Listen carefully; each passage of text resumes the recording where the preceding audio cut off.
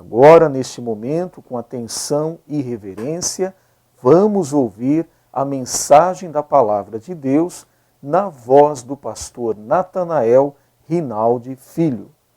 O Evangelho segundo narrativa de Marcos, e o Evangelho de Marcos é um evangelho o mais curto dos 4 evangelistas e tem algumas características que são importantes de nós mencionarmos. A atividade dos registros mediante o uso da palavra grega euteos, que costuma ser traduzida por imediatamente. Essa palavra ela é muito frequente, especialmente na letra E. Então, Marcos, ele procura dar uma vivacidade para o seu evangelho. Também ele não se preocupa tanto com as questões da lei, das tradições dos judeus, por isso ele tem a sua audiência maior para os romanos e todos os gentios. E analisa principalmente a paixão do Senhor Jesus Cristo, seu ministério e a sua morte, a sua entrega na cruz do Calvário, e ele tem como alvo: se alguém quiser vir após mim, negue-se a si mesmo, tome a sua cruz e siga-me. É a aplicação que Marcos ele dá para todos os seus leitores. E nesta oportunidade estaremos meditando sobre o capítulo 2, aonde o Senhor estava na cidade de Cafarnaum. Era uma espécie de uma base ali no mar da Galileia, era um grande lago de Genezaré, e ali existiam várias aldeias. E diz o texto do capítulo 2 de Marcos: e alguns dias depois entrou outra vez em Cafarnaum, e soube-se que estava em casa. Essa casa existe para os estudiosos o mencionar que era a casa de Pedro. Muitos falam que era a casa de Simão Pedro, aonde o Senhor tinha uma base de descanso, e também nessa oportunidade o Senhor estava ministrando. Podemos aplicar isso para as nossas vidas.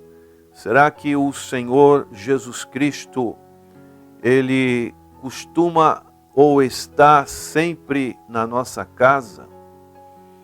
Pergunto para você, ouvinte: o Senhor Jesus é o grande convidado para estar na sua casa? Ele tem prazer de estar na sua casa? Assim também se refere à igreja. O Senhor tem prazer de estar na igreja? A palavra de Deus nos diz que onde estiverem 2 ou 3 dos meus pequeninos, ali eu estaria. E a casa, muitas vezes, ela pode estar dividida, assim também como a igreja. O Senhor Jesus diz no capítulo 3, verso 24 a 26, ele diz: se um reino se dividir contra si mesmo, tal reino não pode subsistir. Se uma casa se dividir contra si mesma, tal casa não pode se dividir. E daí o Senhor Jesus dá a argumentação, dá o diagnóstico, o resultado desta divisão. Se Satanás se levantar contra si mesmo e for dividido, não pode subsistir, antes tem fim. Ninguém pode roubar os bens do valente, entrando-lhe em sua casa, se primeiro não manietar o valente, e então roubará a sua casa. Satanás é o valente, a casa é seu domínio. Ele é o Deus desses séculos. Seus bens são as pessoas que ele mantém sob sua influência. Jesus é a única pessoa que amarra Satanás e saqueia-lhe a casa. Então, esta é uma situação em que o Marcos, o autor, ele fala muito a respeito dessa luta que o Senhor Jesus Cristo vai ter contra Satanás. Primeiro, ele tem que amarrar.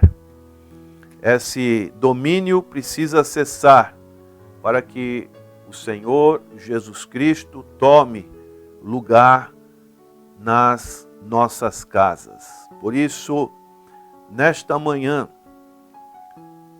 como está a sua casa?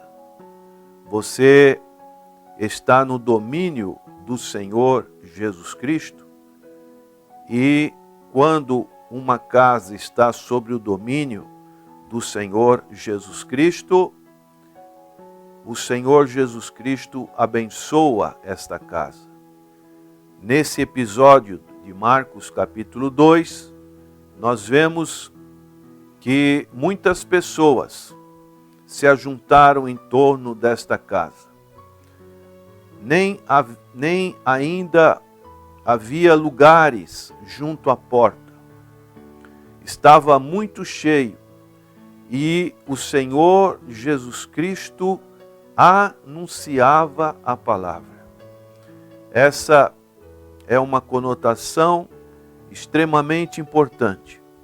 O Senhor Jesus anunciando o Evangelho, anunciando a sua pessoa.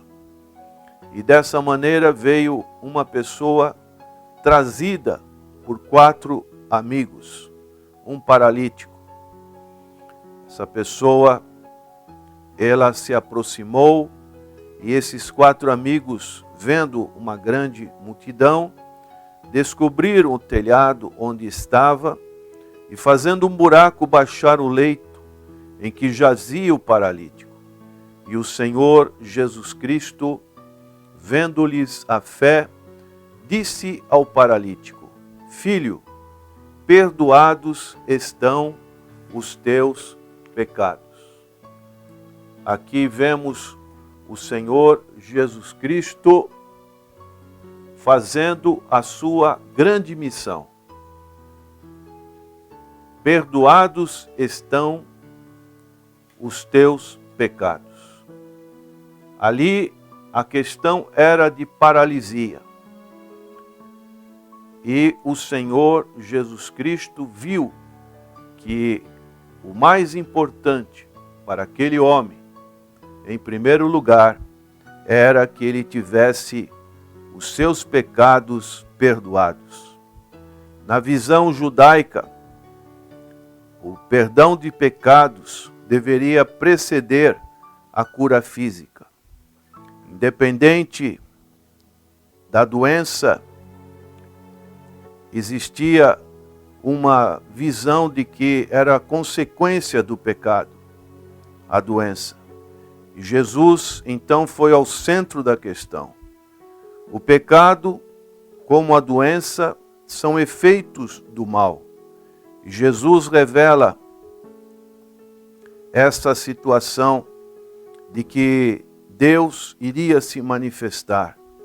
Deus iria trazer integridade, tanto no sentido espiritual, como no sentido físico. E o Senhor vai para a questão mais importante da necessidade daquele homem paralítico. Filho, teus pecados estão perdoados. Isso nos mostra o grau de importância também para os nossos dias. Muitas pessoas querem a cura de alguma enfermidade física. E isso é também algo que o Senhor Jesus realiza. Cremos que o Senhor é poderoso para curar os nossos corpos de enfermidades, mas devemos, num grau de importância, saber que o mais importante para uma pessoa é que os seus pecados estejam perdoados. A cura física, nós sabemos que ela vai ter um certo limite neste mundo, mas a cura, o perdão dos pecados, vai representar toda a sua eternidade. Por isso, este grau de necessidade deve ser proclamado em nossos dias. E daí, alguns dos escribas que estavam ali presentes arrazoavam em seus corações, dizendo: por que se diz essa blasfêmia? Quem pode perdoar pecados senão Deus? De uma certa forma, eles estavam com uma razão. E o Senhor, conhecendo logo em seu espírito que assim arrazoavam entre si, lhes disse: por que arrazoais sobre estas coisas em vosso coração? E aqui o Senhor Jesus dá uma pergunta muito importante: qual é mais fácil? Dizer ao paralítico: então, perdoados os teus pecados, ou dizer-lhe: levanta-te e toma o teu leito e anda? O que você acha, prezado ouvinte? Qual é mais fácil? É a pergunta que o Senhor Jesus fez. Perdoar os teus pecados. Quem pode fazer isso? A não ser Deus. E quem pode dizer também: levanta-te, toma o teu leito e anda? E o Senhor Jesus Cristo, ele conclui dizendo: ora, para que saibais que o Filho do Homem tem na terra poder para perdoar pecados, e te digo: levanta-te e toma o teu leito e vai para a tua casa. Somente o Senhor Jesus Cristo, ele tem esses dois poderes, podemos assim dizer, essas duas circunstâncias que envolveram a cura, tanto espiritual deste homem, como também a cura física. O Senhor Jesus, o Filho do Homem, conforme expressão original de Daniel, capítulo 7, verso 13, que essa expressão Filho do Homem é um título messiânico, referência desse texto de Daniel. Jesus se autodenominou, dizendo que ali ele era o Messias, o Filho de Deus. Ele tinha as condições para perdoar pecados e também para curar este homem paralítico. E ele pôde, então, aquele homem, na conclusão, ele levantando-se, tomando logo o leito, saiu em presença de todos, de sorte que todos se admiraram e glorificaram a Deus, dizendo: nunca tal vimos. Que neste dia você receba este anfitrião, esta pessoa, este convidado, e que você seja um bom anfitrião para o Senhor Jesus Cristo estar também na sua casa. Que o Senhor tenha prazer de estar na sua casa. Que o Senhor Jesus Cristo tenha prazer de estar na igreja. E assim o Senhor possa operar tanto este milagre da salvação, do perdão dos pecados, como também o milagre da cura de enfermidades. Oremos. Senhor, assim como o Senhor operou na casa de Pedro, em Cafarnaum, suplicamos que o Senhor esteja operando também na casa dos nossos ouvintes, nas nossas igrejas, para que o teu evangelho seja proclamado e que a tua graça, o teu poder para perdoar pecados, curar os enfermos, seja algo notório nos nossos dias. Nós oramos agradecidos em nome do Senhor Jesus. Amém.